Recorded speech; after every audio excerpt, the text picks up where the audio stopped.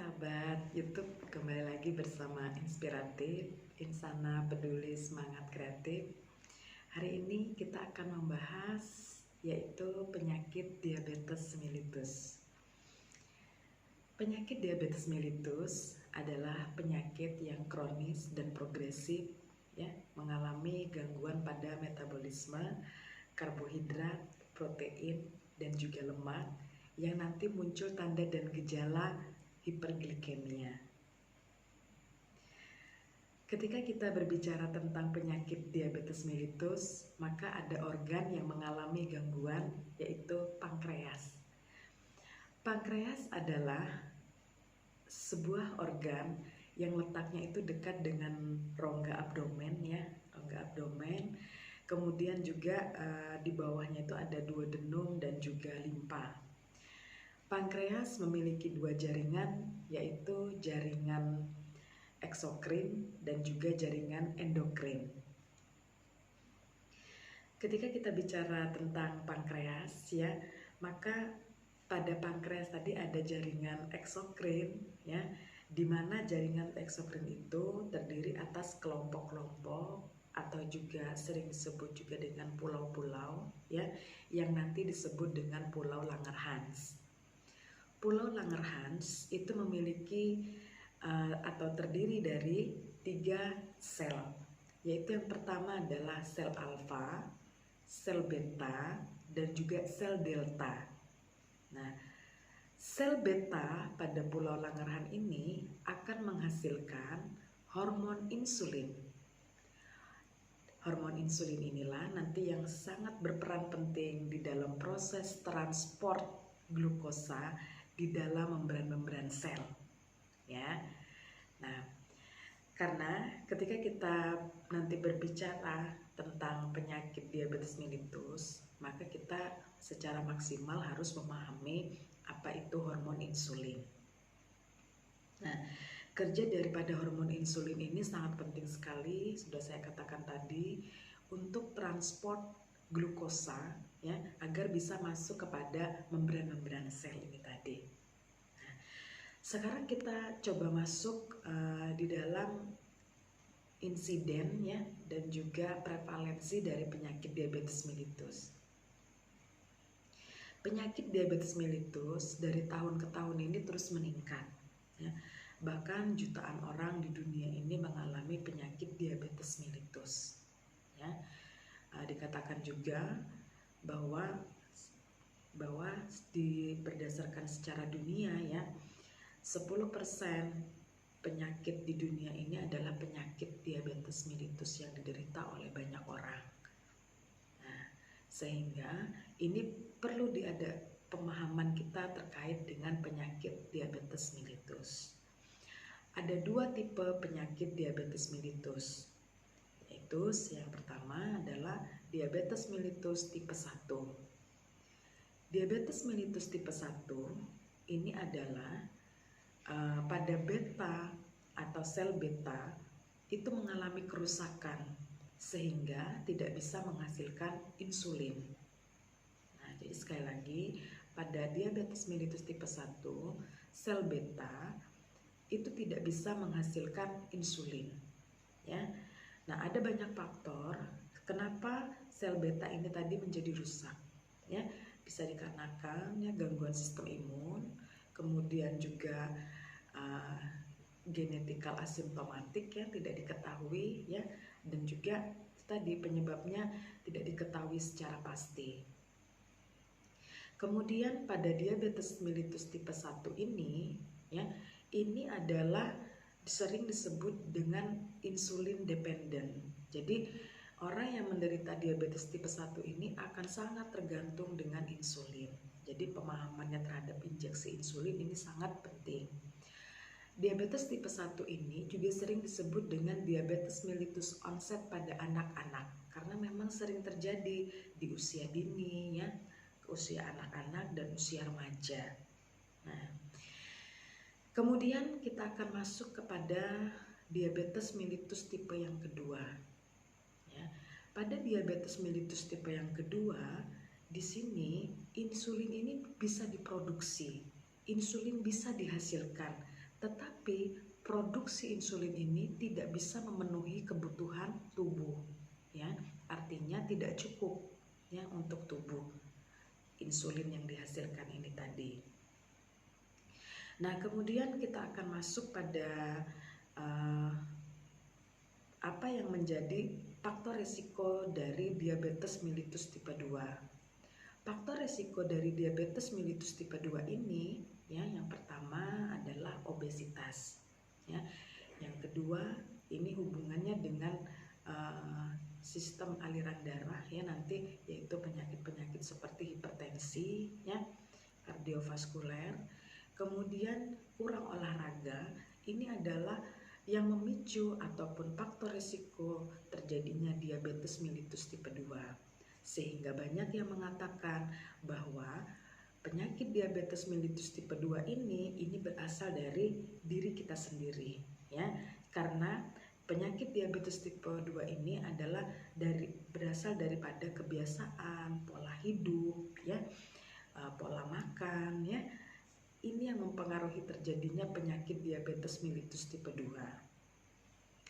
Sehingga penyakit diabetes mellitus tipe 2 ini sering dikatakan yaitu dalam bentuk BBOL. Apa maksudnya BBOL? B itu adalah blood pressure, jadi tekanan darah ini sangat mempengaruhi ya. Jadi tidak boleh tinggi daripada tekanan darah yang normal.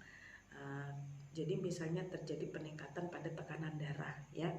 Tekanan darah yang normal itu kan 120 sampai dengan 120 per 80 ya. Nah, jadi di atas dari itu meningkat.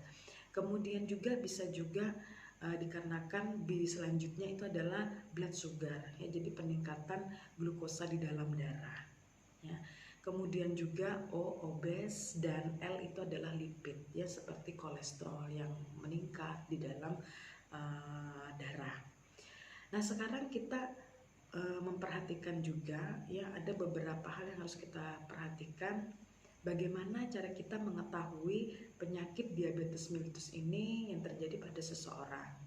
Nah, WHO ataupun World Health Organization menyarankan untuk melakukan 3 kali pengukuran pada pasien yang dicurigai mengalami diabetes mellitus ya. Yang pertama itu adalah pengukuran gula darah sewaktu. Artinya kapan saja bisa diambil ya gula darahnya.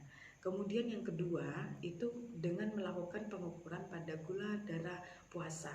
Artinya pengambilannya diambil setelah pasien melaksanakan puasa 6-8 jam ya. Nah, kemudian yang terakhir adalah pengambilan gula darah 2 jam postprandial atau setelah 2 jam pasien berpuasa. Perlu kita ketahui, nilai normal daripada glukosa darah itu adalah 70 sampai 115 mg per desiliter. Kemudian nilai gula darah puasa itu tidak boleh lebih daripada 100 mg per desiliter. Nah, sedangkan untuk 2 jam PP ya ataupun 2 jam setelah pasien berpuasa itu tidak boleh lebih daripada 140. Nah, dengan mengetahui nilai normal ini itu akan mempermudah kita memahami penyakit diabetes mellitus ya. Terutama kalau seseorang sudah didiagnosa diabetes mellitus, ini akan lebih mudah untuk memaintain dan menjaga gula darahnya. Sekarang kita coba masuk di dalam tanda dan gejala ataupun simptom ya dari penyakit diabetes mellitus. Yang pertama adalah poliuria. Nah, poliuria ini adalah pada pasien dengan diabetes mellitus ini sering merasa ingin buang air kecil ya. Jadi dia merasa sering buang air kecil ya, banyak buang air kecilnya ya, kadang porsinya itu lebih banyak ya, bisa sampai 5 liter per hari ya untuk buang air kecil. Kemudian yang kedua itu adalah polipagia. Polipagia ini pada pasien dengan diabetes mellitus sering muncul, yaitu sering merasa haus ya. Jadi dia merasa haus. Ini juga merupakan salah satu efek daripada poliuria tadi ya. Kemudian yang selanjutnya adalah polidipsia.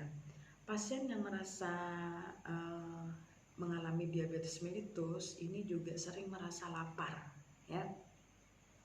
Nah, tentu kita banyak pertanyaan ya, kenapa terjadi poliuria, kemudian polipagia dan juga polidipsia ini tadi. Jadi banyak faktor ya.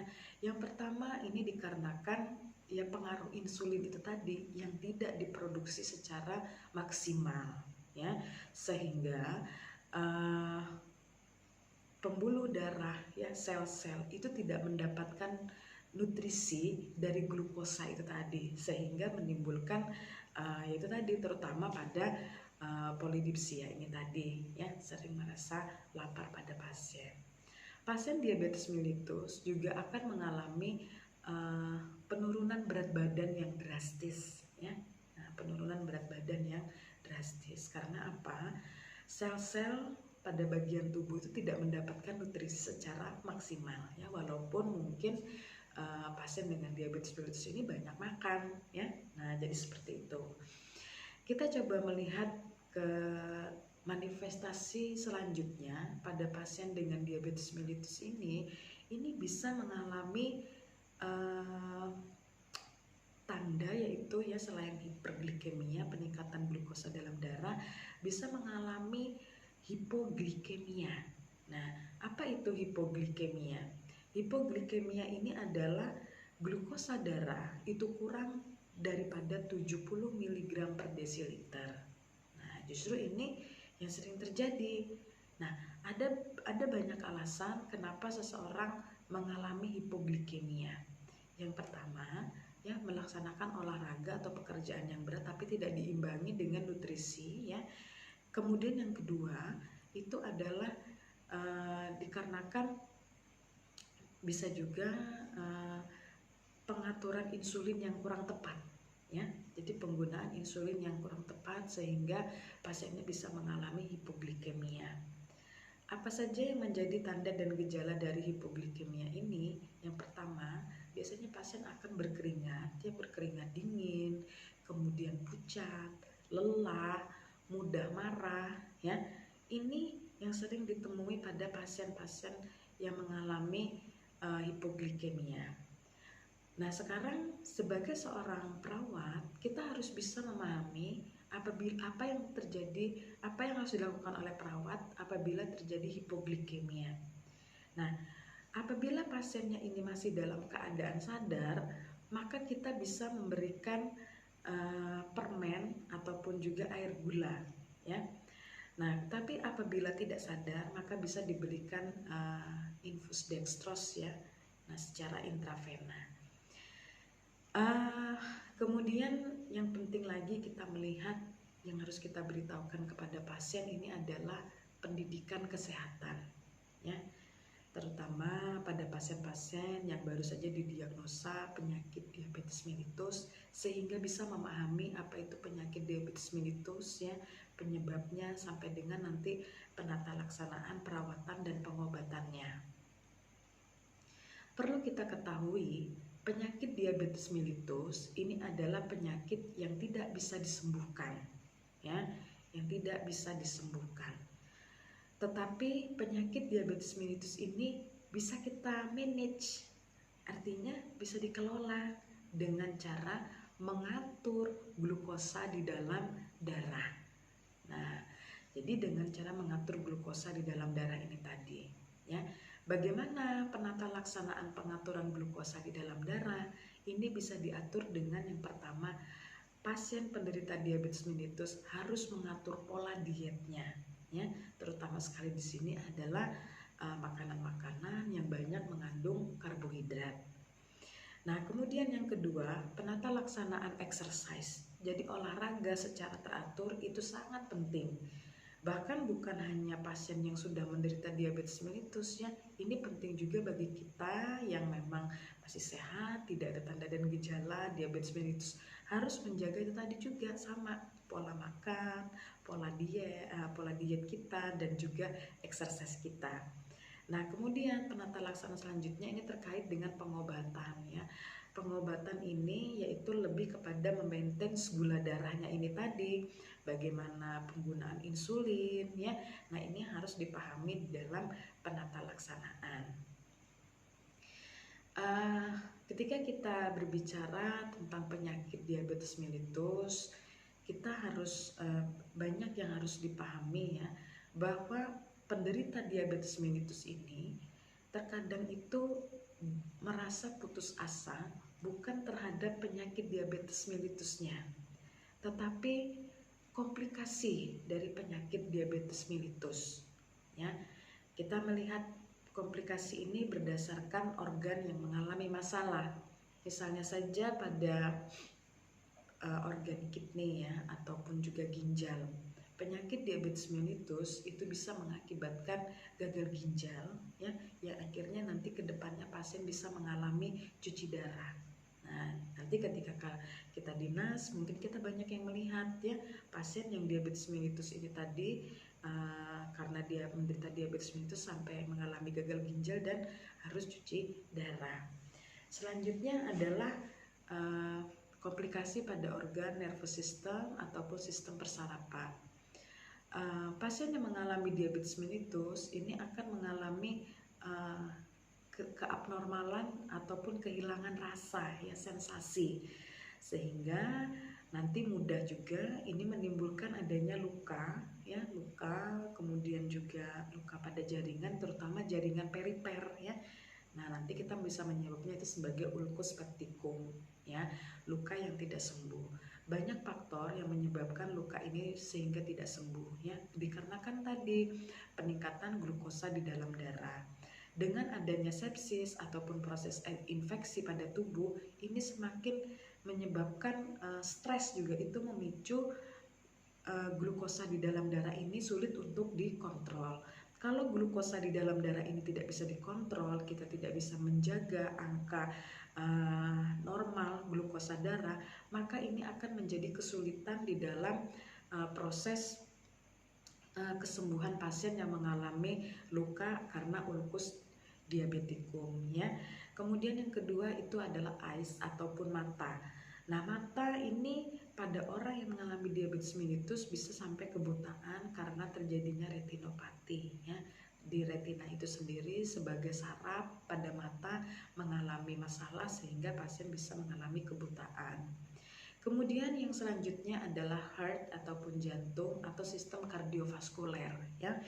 Jadi gangguan pada diabetes mellitus ini juga berpengaruh terhadap kardiovaskular sistem ataupun jantung ya, sehingga terjadi hipertensi, kemudian bisa mengalami gagal jantung ya pada pasien.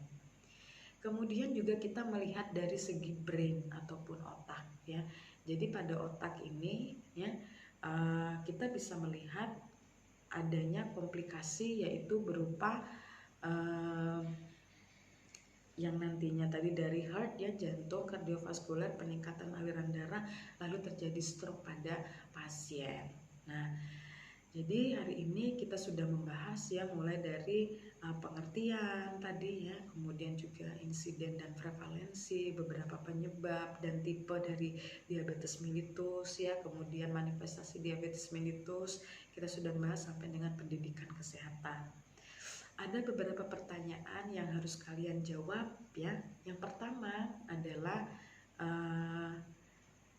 sebutkan ya, pada Pulau Langerhans itu terdiri atas berapa sel dan sel apakah yang menghasilkan hormon insulin. Dan yang kedua, apakah manfaat dari hormon insulin ya. Dan yang ketiga, jelaskan dengan kata-kata Anda sendiri apa yang dimaksud dengan penyakit diabetes mellitus ya. Dan yang keempat, mengapa angka kejadian diabetes mellitus ini terus meningkat?